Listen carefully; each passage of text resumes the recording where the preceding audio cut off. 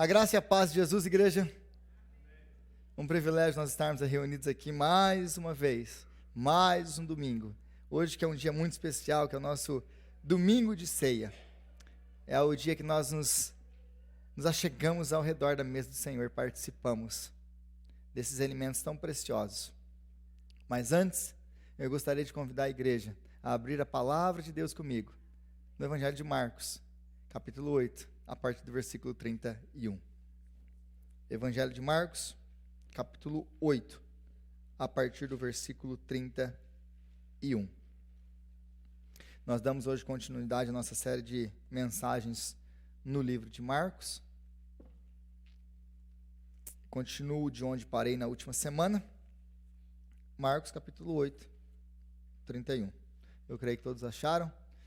Diz assim a palavra de Deus. Então ele começou a ensinar-lhes que era necessário que o Filho do Homem sofresse muitas coisas e fosse rejeitado pelos líderes religiosos, pelos chefes dos sacerdotes e pelos mestres da lei, fosse morto e 3 dias depois ressuscitasse. Ele falou claramente a esse respeito. Então Pedro, chamando-o à parte, começou a repreendê-lo. Jesus, porém, voltou-se, olhou para os seus discípulos e repreendeu Pedro, dizendo: para trás de mim, Satanás. Você não pensa nas coisas de Deus, mas nas dos homens. Então ele chamou a multidão e os seus discípulos e disse: se alguém quiser acompanhar-me, negue-se a si mesmo, tome a sua cruz e siga-me. Pois quem quiser salvar a sua vida, a perderá. Mas quem perder a sua vida por minha causa e pelo evangelho, a salvará. Pois que adianta ao homem ganhar o mundo inteiro e perder a sua alma? Ou o que o homem poderia dar em troca de sua alma? Se alguém se envergonhar de mim e das minhas palavras, nesta geração adúltera e pecadora, o Filho do Homem se envergonhará dele quando vier na glória de seu Pai com os santos anjos. Palavra de Deus. Senhor, te louvamos pela sua palavra, te agradecemos pelo privilégio que nós temos de carregá-la, lê-la e agora, Pai, expô-la publicamente. E pedimos ao Senhor que o Senhor venha nos dar graça e sabedoria vinda do alto, agora para que possamos entender a sua palavra, para que a sua palavra venha trazer grande glória para o seu nome, para que a sua palavra venha exaltar Jesus Cristo, nosso Senhor, para que a sua palavra venha confrontar, encorajar e transformar a vida de homens e mulheres do teu povo. É a nossa oração em nome de Jesus. Amém e amém.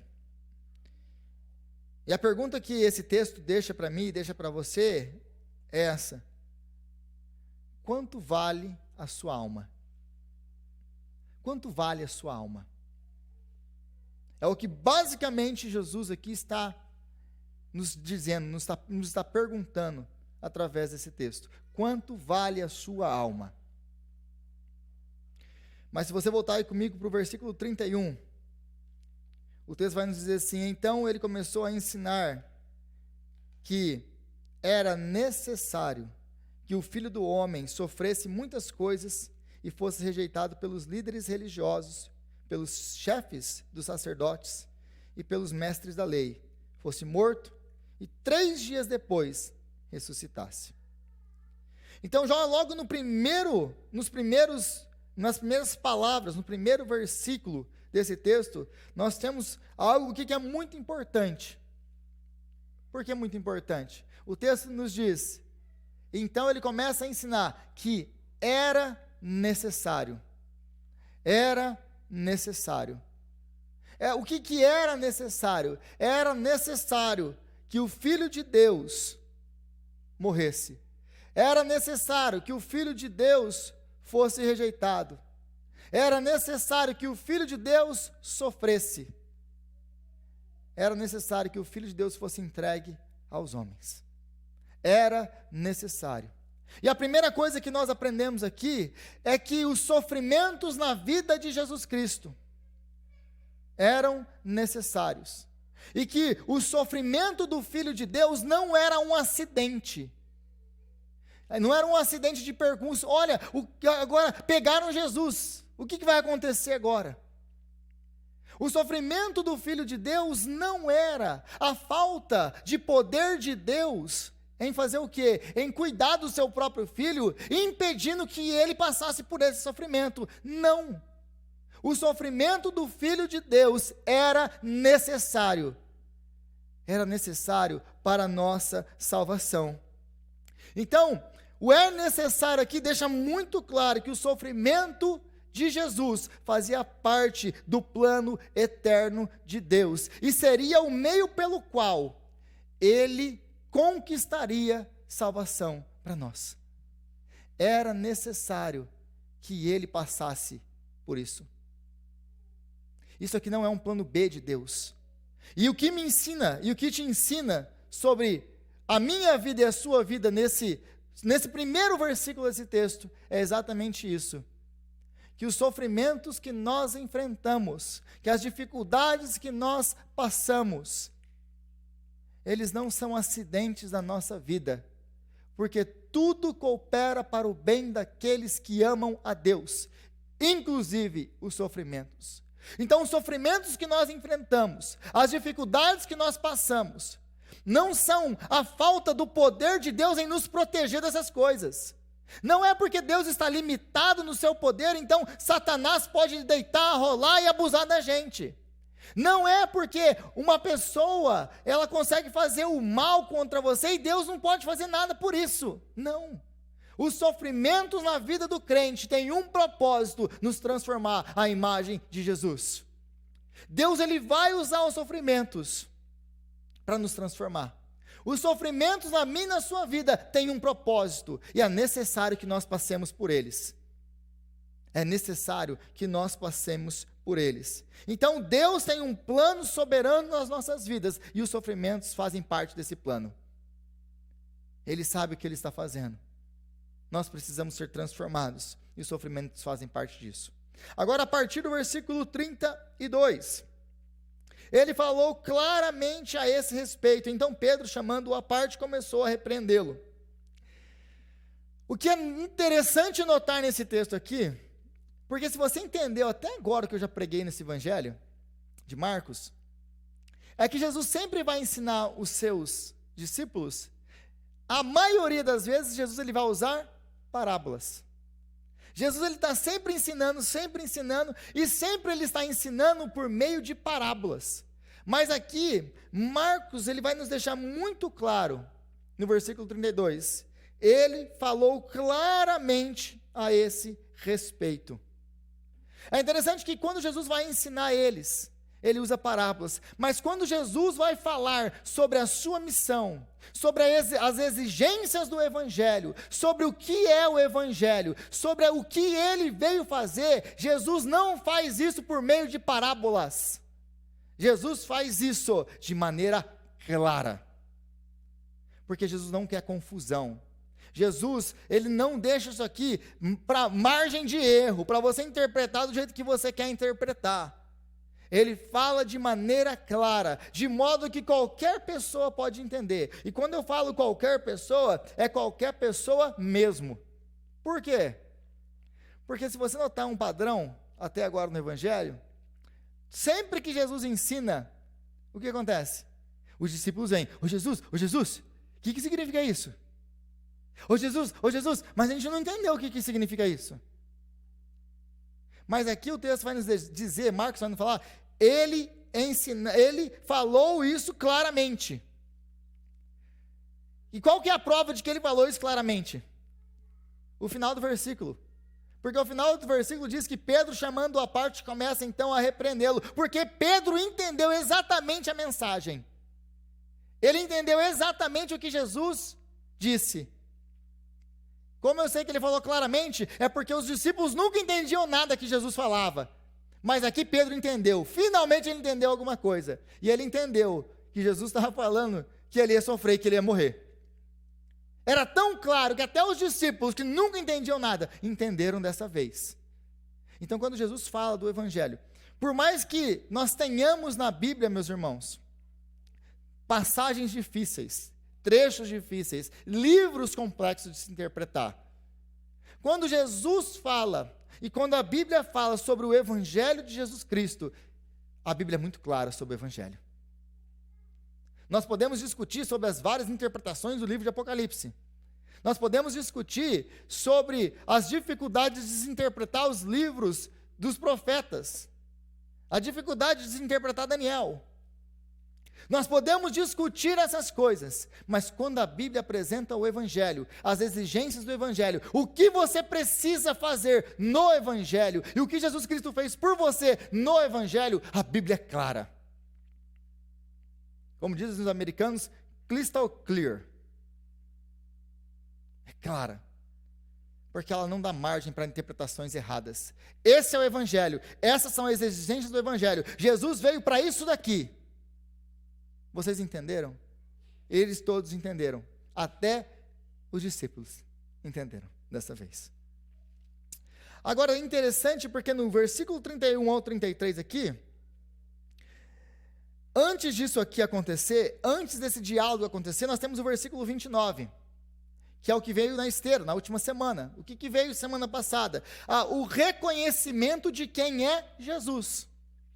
Porque no versículo 29, o Pedrão, e perguntou a ele, né, quem vocês dizem que eu sou? Pedro respondeu, tu és o Cristo, tu és o Messias. Agora, depois da confissão de Pedro, lembra de todo o contexto da semana passada, de todo o contexto do que Jesus estava ensinando na última semana. O que Jesus estava ensinando na última semana? Ou no texto anterior. Ou eu estava ensinando na última semana no texto anterior. Ele está ensinando sobre a cura do cego. Lembra que é uma cura em fases. Ele coloca, então, ele gospe lá no cego, aqueles métodos bem, né, legais de Jesus, bem inovadores. E aí ele fala, você está vendo alguma coisa? Estou vendo gente igual árvore, andando. E aí de novo ele coloca a mão, então ele vê. É uma fase, nós discorremos sobre isso na última semana. Agora ele pergunta para eles, quem vocês dizem que eu sou? Eles têm uma visão de quem é Jesus, mas é uma visão ainda de árvores andando. Eles ainda precisam entender. Agora Jesus quer curar a visão deles. A partir então do versículo 31. E ele vai começar a falar quem ele é, que tipo de Messias ele é. Porque os discípulos, como o Patrick já disse aqui hoje, e eu falei na última semana, os discípulos eles têm um padrão de Messias na sua cabeça. Eles têm uma expectativa messiânica. E a expectativa messiânica era o quê? Era que o Messias viesse e que o Messias libertasse Israel da opressão romana, que um rei da linhagem de Davi viesse, fosse um guerreiro, e esse rei trouxesse glória para Israel mais uma vez. Então ele iria trazer um reino de paz, prosperidade, justiça, onde Israel governaria e lideraria as nações. Então eles esperam um Messias que vai trazer paz, prosperidade, alegria e libertação física e material, temporal, para hoje. É esse Messias que eles estão esperando. Contudo, Jesus, sabendo disso, Jesus precisa corrigir a sua expectativa messiânica. E na sua expectativa messiânica agora, é completamente diferente daquilo que eles acreditavam, daquilo que eles esperavam do Messias. Porque o Messias não veio trazer paz, prosperidade, alegria, libertação material e física. Ele realmente veio trazer paz, prosperidade, alegria. Ele veio realmente trazer tudo isso, mas ele veio trazer a verdadeira e eterna paz, a verdadeira e eterna prosperidade, a verdadeira e a eterna alegria, a verdadeira e eterna libertação. Ele não veio trazer coisas terrenas. Ele veio trazer essa alegria, essa paz, essa prosperidade, essa libertação de uma maneira tão majestosa e grandiosa que nem mesmo a morte poderia tirar deles. Porque essa paz, essa prosperidade, essa alegria, essas coisas que eles queriam para agora, as circunstâncias podiam tirar deles. A morte podia tirar deles. Outros governos podiam tirar deles. Mas o que Jesus está propondo no Evangelho é então uma paz, uma alegria, uma prosperidade e uma libertação que nem a morte pode tirar de nós. É isso que o Evangelho propõe. Essa então é a proposta de Jesus. É isso que Deus quer nos dar através de Jesus Cristo, nosso Senhor. Então o nosso chamado, o chamado do Evangelho é não trocar o que é eterno pelo temporal. Nós somos chamados a não trocar o que é passageiro por aquilo que é eterno. É isso que o Evangelho nos dá. É isso que Jesus veio alcançar para nós. Mas eles querem outro tipo de Messias. E é interessante que aqueles que oferecem a prosperidade e realização, agora, nesse tempo, aquelas pessoas, os amaciantes de crente, que querem te dar, vem aqui para Jesus, não, Jesus vai te abençoar, vai te dar prosperidade, vai te fazer rico, feliz e saudável. Se Deus te deixou experimentar, se Deus te deixou olhar, é porque Deus vai te dar. Esses homens que querem prometer essas coisas, eles não erram apenas por prometer aquilo que o Evangelho não promete. Eles erram porque eles estão prometendo algo que é infinitamente menor do que o Evangelho promete. Não, eles não prometem apenas algo que o Evangelho não promete. Eles prometem algo que, se comparado ao Evangelho, ele é infinitamente menor do que a proposta do Evangelho. Então, o nosso chamado aqui, nesse texto, é não trocar o que é eterno por aquilo que é infinitamente menor do que Jesus veio nos dar. Agora, é não trocar Jesus por qualquer coisa desse mundo. Por quê? Porque a oferta geralmente dessas linhas teológicas, se eu posso chamar isso de linha teológica, é basicamente isso. Vem para Jesus, e Jesus vai te dar dinheiro. Vem para Jesus, Jesus vai te dar prazer, carro, casa, promoção, reconhecimento e fama. Essa é a proposta da teologia da prosperidade. Essa é a proposta da teologia coach, que não é teologia coisa nenhuma. Mas essa é a proposta deles. É isso que eles querem dar. E note toda a ênfase nessas coisas que nós amamos. E aí você não tem dúvida o porquê que essas igrejas enchem. Porque essas coisas são coisas que os homens querem. O que um homem pecador quer? O que uma pessoa perdida em seu pecado quer? Você acha que ela não quer dinheiro, prazer, carro, casa, promoção, reconhecimento, fama? Quem não quer isso? E é exatamente isso que eles oferecem. Agora, trocar Jesus por essas coisas, é trocar ele por coisas insignificantes.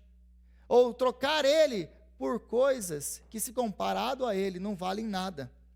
Então, Jesus, o nosso chamado aqui, é não trocar Jesus por nada na criação. Por quê? Porque toda a criação colocada junta, ela não vale nada quando comparada diante de Jesus.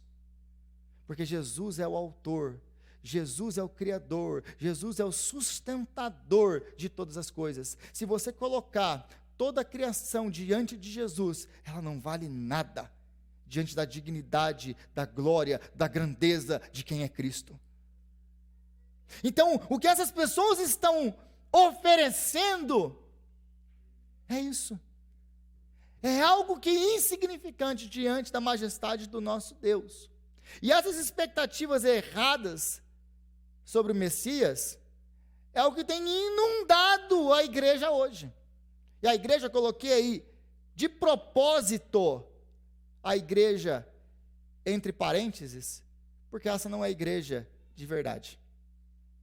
Porque a igreja que oferece isso, eu prefiro chamar isso de instituição religiosa, que oferece esse tipo de evangelho, que não é o evangelho, porque o apóstolo Paulo diz, se alguém prega outro evangelho, que não é esse evangelho, seja anátema, seja amaldiçoado, porque só existe um evangelho de Jesus Cristo. E essa história de que a gente tem que, o que você faz para você tornar a mensagem do evangelho mais palatável para as pessoas? Você não faz. O evangelho é suficiente. Ou as pessoas elas vêm para a igreja e elas vêm para Cristo por causa da pregação do evangelho, ou você não tente atraí-las de outra maneira. Porque se você atrair elas de outra maneira, se você usar meios carnais para atrair gente carnal para a igreja, você vai ter que manter esses meios carnais para manter essas pessoas dentro da igreja. Aí você já sabe no que a igreja vai ser transformada. Na balada gospel. Que a gente sabe muito bem que a gente pode encontrar algumas. Mas esse é o Messias que eles acreditavam que estaria para vir. Esse era o Messias que os discípulos queriam, e esse é o Messias que essas pessoas hoje querem oferecer para a igreja, e é por isso que a igreja vai bombando de gente. Ó, as conversões em massa que nós temos. Conversão do quê? Porque não tem mudança de vida, não tem arrependimento, não tem confissão de pecado, não tem nada. A pessoa continua a mesma que ela sempre foi, só que glória a Deus, porque agora eu sou salvo. E eu sou salvo para quê? Para ser mais rico, mais famoso e mais bonito. Deus vai me dar o American Dream. Esse é o problema moderno da pregação moderna. Nós não falamos mais de Jesus Cristo. Nós não falamos mais de coisas eternas. Jesus, ele virou o gênio da lâmpada para nós. Você esfrega 3 vezes, aí ele sai. O que você quer, mestre? Como eu posso te atender, mestre? É assim que nós lidamos com Jesus. Fala 3 vezes, esfrega na Bíblia agora. Aí sai o Jesus da Bíblia. Aí nós transformamos o homem em Senhor e Jesus em servo. Esse é o problema de tudo isso aqui. Mas agora é interessante que tudo isso aqui era realmente a mesma visão que os discípulos tinham sobre Jesus no primeiro século. A visão errônea que eles tinham sobre a missão dele, sobre aquilo que ele veio fazer. Mas é exatamente essa expectativa que Jesus tem que corrigir, e que Jesus agora vai não apenas corrigir, mas vai exortar Pedro na frente de todo mundo. Vai exortar ele. Por quê? Versículo 33. Jesus, porém, voltou-se e olhou para os seus discípulos. E repreendeu Pedro, dizendo: para trás de mim, Satanás. Viver preocupado com as coisas deste mundo, viver preocupado com as coisas dos homens. Que coisas dos homens? Com riqueza, com fama, com essas coisas que nós nos preocupamos, com o que há de beber, com o que há de comer, com o que há de vestir. Não é apenas errado, é satânico. Porque essas coisas são os pagãos que se preocupam com elas.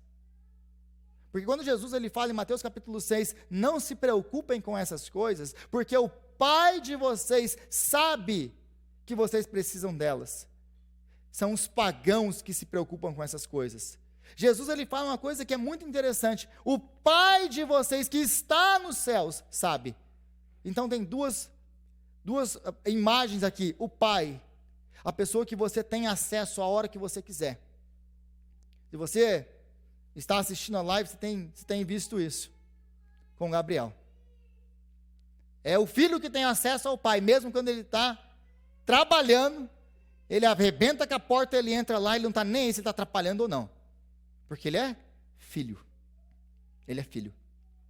Então essa é a imagem que Jesus nos dá com relação a Deus. Qual é o tipo de relacionamento que nós temos com Deus? Ele é o nosso Pai. Nós temos acesso a Ele. Mas Ele não é qualquer Pai. Ele é o nosso Pai. Mas o nosso Pai está nos céus. E Ele é o Senhor, o Todo-Poderoso, que cuida de nós e que tem poder para cuidar de nós. E nada acontece nas nossas vidas se o nosso Pai não permitir. Ele é o nosso Pai, mas o nosso Pai é o Todo-Poderoso. Então, se o nosso Pai é o Todo-Poderoso, por que vocês estão preocupados com comer, beber e vestir? Por que vocês estão preocupados com essas pequenas coisas, se vocês têm um Pai que está no céu? Quem tem que estar preocupado com essas coisas são os pagãos. Quem são os pagãos? Aqueles que não conhecem a Deus e que vivem correndo atrás dessas coisas.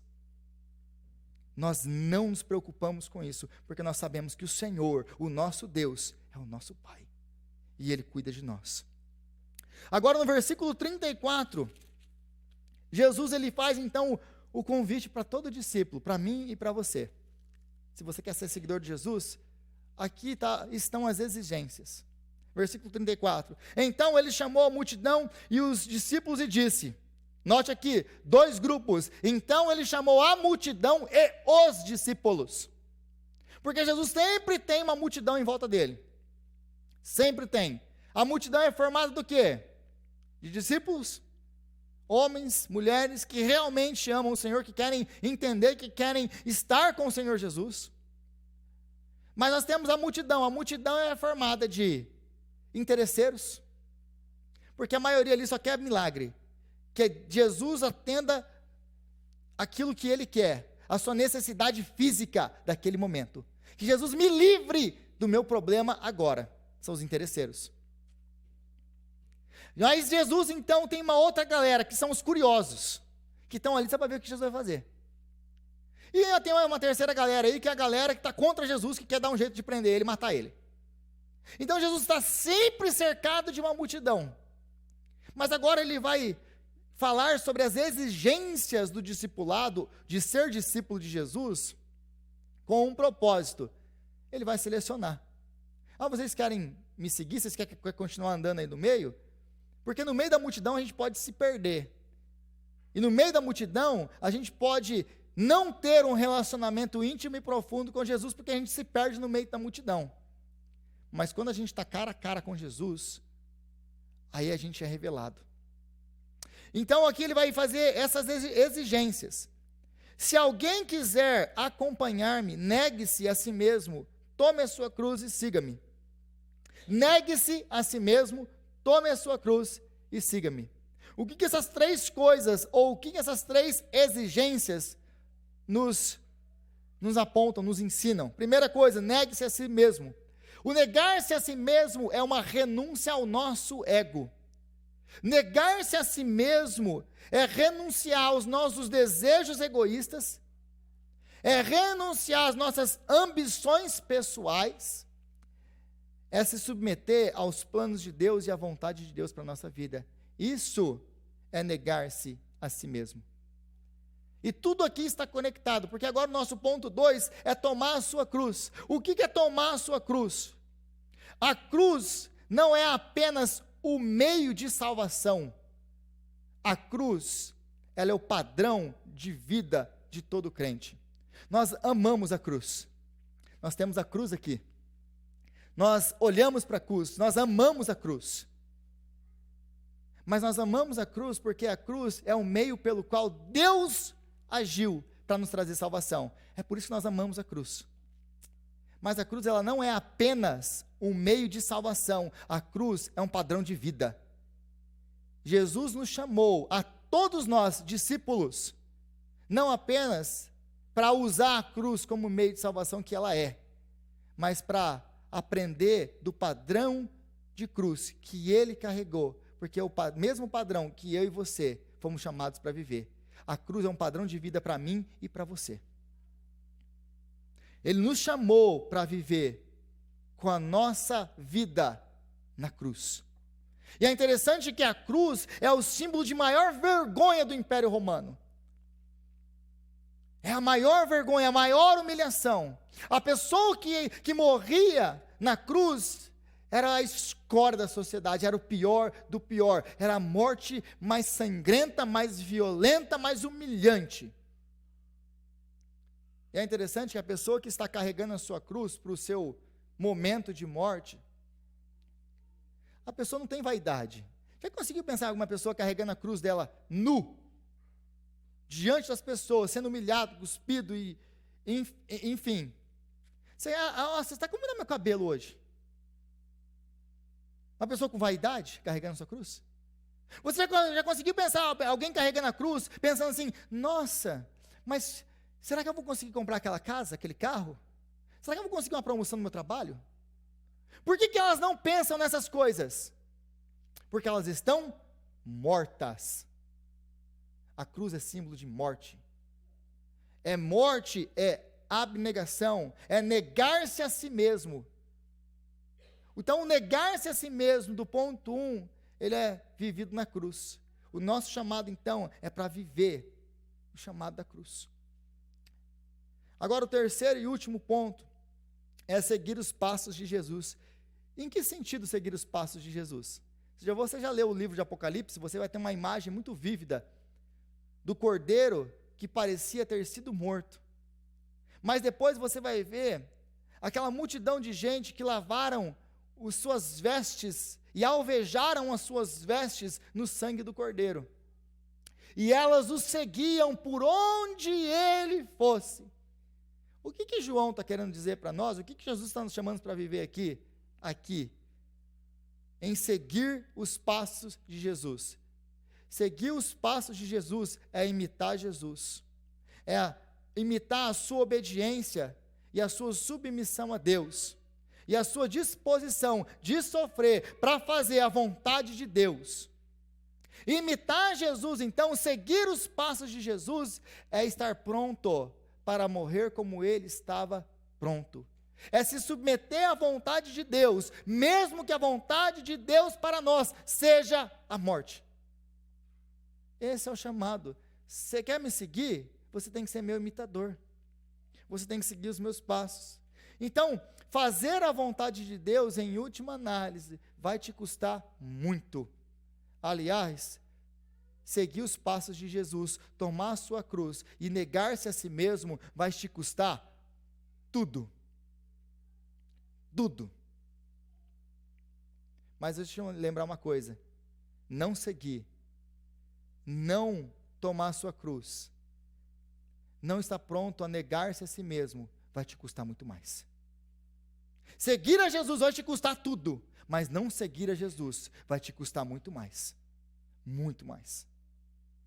Agora, existe aqui então no versículo 35 um paradoxo. Por quê? Pois quem quiser salvar a sua vida, a perderá. Mas quem perder a sua vida por minha causa e pelo evangelho, a salvará. E aqui então, depois de tudo isso aqui, ele dá um paradoxo. Mas espera aí, Jesus, então para isso eu vou ter que perder a minha vida. Você entendeu? Então, Jesus, para isso aqui eu vou ter que morrer. Você entendeu? Parabéns! É isso mesmo. Se você quer ser meu seguidor e você quiser continuar vivo, você não vai aguentar. Ah, Jesus, eu quero te seguir. Não, mas eu tenho isso aqui que eu preciso fazer. Mas Jesus, eu quero te seguir. Não, mas primeiro me deixa fazer isso. Não, eu quero te seguir. Mas Jesus, eu tenho que deixar isso aqui mesmo? É por isso que seguir Jesus e tentar andar com as coisas, tentando segurando as outras coisas, você não vai conseguir seguir Jesus. É por isso que seguir Jesus tem que seguir morto. O morto não tem vontade, o morto está morto. É por isso que seguir Jesus tem que ser escravo, porque o escravo, ele só obedece. É por isso que seguir Jesus, a única maneira de seguir Jesus é assim, é tomando a sua cruz, é se negando a si mesmo e seguindo os seus passos, é a única maneira. Porque se você tentar seguir a Jesus e manter tudo o que você tem e tudo que você ama, sem negar todas essas coisas e colocar Jesus no centro da sua vida e ele ser o centro da sua vida, você não vai conseguir seguir a Jesus. Porque ninguém pode servir a dois senhores, pois amará a um e desprezará o outro. Ninguém pode seguir a Jesus e amar o dinheiro. Porque uma hora você vai encontrar uma bifurcação. E você vai ter que decidir entre um e outro. E se o seu amor não é Jesus, e se você não viveu essa vida de seguir Jesus, e entrega, na hora da bifurcação, você vai para o outro lado. Você vai para o outro lado. Agora, o paradoxo aqui então é isso, porque isso aqui que está sendo, que eu estou pregando para vocês, se você não tem o Espírito Santo de Deus agora, em você, tudo que eu estou te falando é uma loucura. Não faz sentido nenhum o que eu estou falando. Você deve estar pensando na sua cabeça aí, o Rodrigo é doido. Que tipo de pregação é essa? Quem que vive um negócio desse? Realmente para você, que está pensando uma coisa dessa, que ouve uma pregação dessa e pensa que isso aqui é uma loucura mesmo. Por quê? Porque o seu padrão, você vive para aquilo que você pode tocar, para aquilo que você pode ver. Então, viver para aquilo que você não pode ver é loucura. Viver essa vida de abnegação e de cruz é uma loucura para as pessoas que vivem para esse mundo. Por quê? Porque tudo que eu tenho é aqui agora. O meu Deus é esse tempo. Então eu tenho que aproveitar esse tempo, porque, Rodrigo, amanhã eu vou morrer. E, bom, se você não tem a Cristo, aproveite mesmo essa vida, porque essa vida é o mais próximo que você vai chegar do céu. Mas se você tem Cristo, essa vida é o mais próximo que você vai chegar do inferno, porque existe uma glória eterna te esperando, que isso aqui não pode ser comparado. Isso aqui não pode ser comparado. Então, é por isso que só pode viver o chamado do Evangelho aqueles que ressuscitaram espiritualmente, conseguem entender realidades espirituais, mas só pode viver o chamado do Evangelho se você morrer antes. Jesus não pode chamar você para viver isso aqui se você não morreu. É por isso que nós temos que seguir a Jesus. E a pergunta que eu fiz no começo, eu refaço agora: quanto custa a sua alma? Porque essa é a pergunta que fica no versículo 36 e 37. Quanto custa a sua alma? Pois, do que adianta o homem ganhar o mundo inteiro e perder a sua alma? Do que te adianta ganhar o mundo inteiro e perder a sua alma? E nós imigrantes aqui quase não conhecemos essa história, né? Eu trabalho o full time, o more time, o part time, para comprar vaca no Brasil, para mandar e comprar de casa e acumular e ter e fazer. Não, porque eu estou garantindo a minha aposentadoria. O problema é que você não está só garantindo a sua aposentadoria, você é materialista. E você quer acumular e ter, porque você pensa que essas coisas vão te dar descanso. Essas coisas não vão te dar descanso. Elas não vão. Então, você vai acumulando, aí, como diz a parábola de Jesus, do rico insensato, naquele dia que você acumulou tudo que você pensava que você precisava.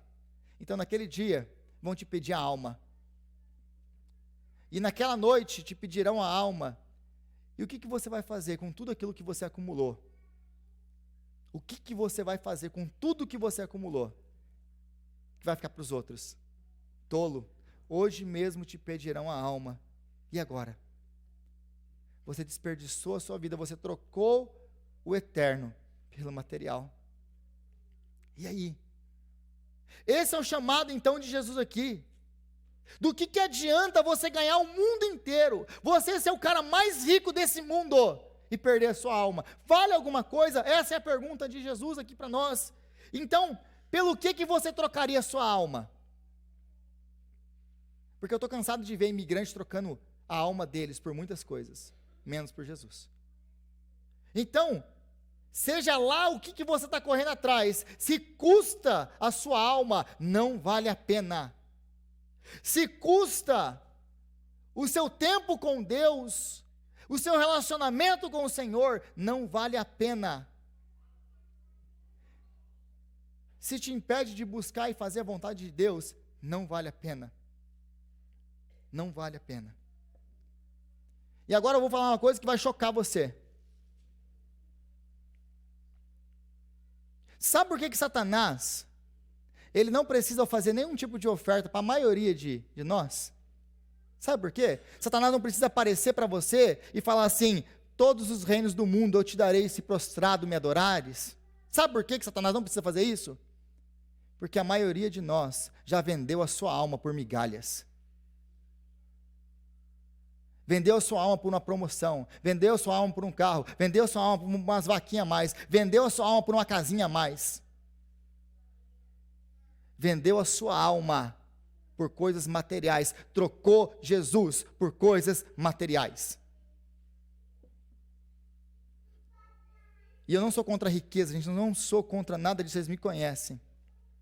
Não falo que você não pode prosperar, se Deus te prosperar, glória a Deus. Mas o chamado do evangelho não é esse. Se Deus vai te fazer muito rico, Ele te faça muito rico. Mas o chamado do evangelho é atentar para as coisas que não se veem, porque o que se vê é passageiro.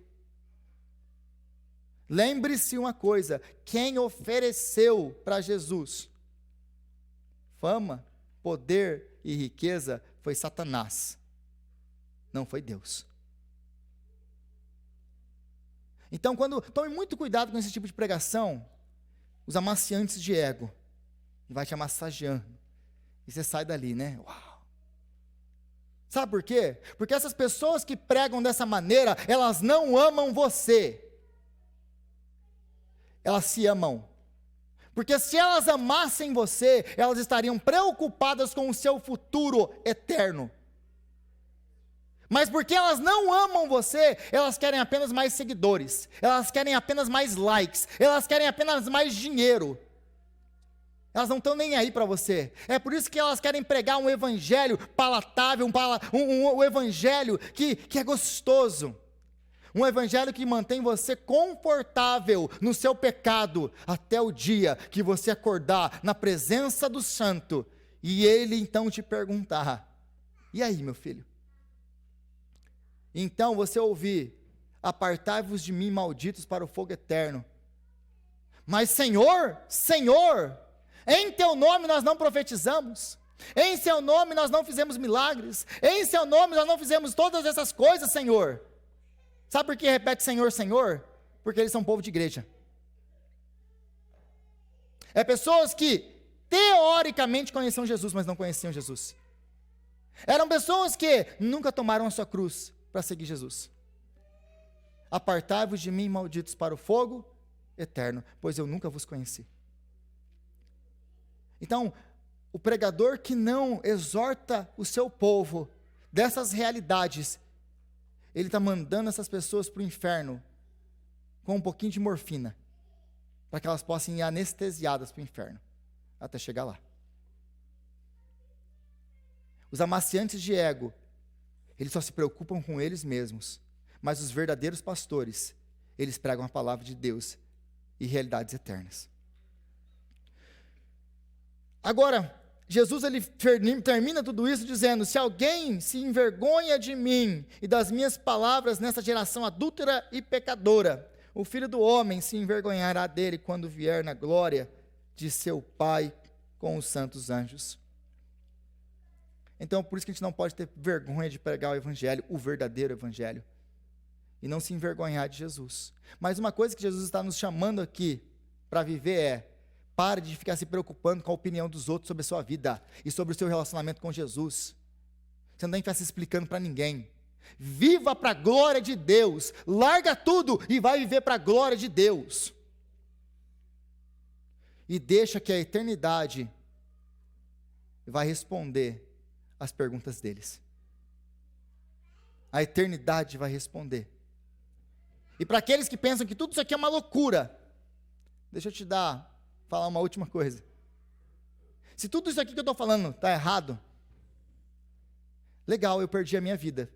Eu sacrifiquei a minha vida por um mito, por uma lenda. E eu perdi talvez 80 anos se eu chegar lá, da minha vida.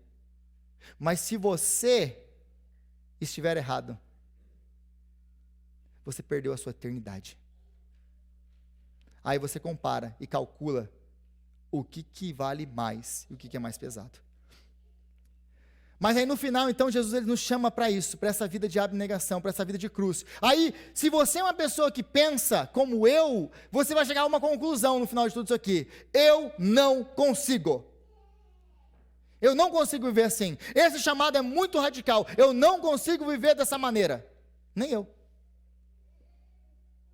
Eu não consigo viver dessa maneira. E eu estou assumindo na frente da igreja, eu não consigo viver dessa maneira. Isso para mim é radical. Eu não consigo viver assim. Mas é para isso que Jesus veio. Porque Jesus não é apenas um exemplo a ser seguido. Se Jesus fala assim, olha, sigam o meu exemplo, e ele vai embora, meu amigo, acabou. Eu entrar em desespero. Mas Jesus, ele não é apenas um grande exemplo a ser seguido, como os liberais querem nos ensinar. Jesus não é apenas um modelo para nos mostrar como devemos sofrer em obediência a Deus. Porque era necessário que ele sofresse. Jesus não é apenas o modelo, Jesus é o poder que nos dá graça para viver esse chamado. E Jesus, ele nunca vai exigir de nós, para vocês que estão pensando, nossa, mas esse chamado é radical demais.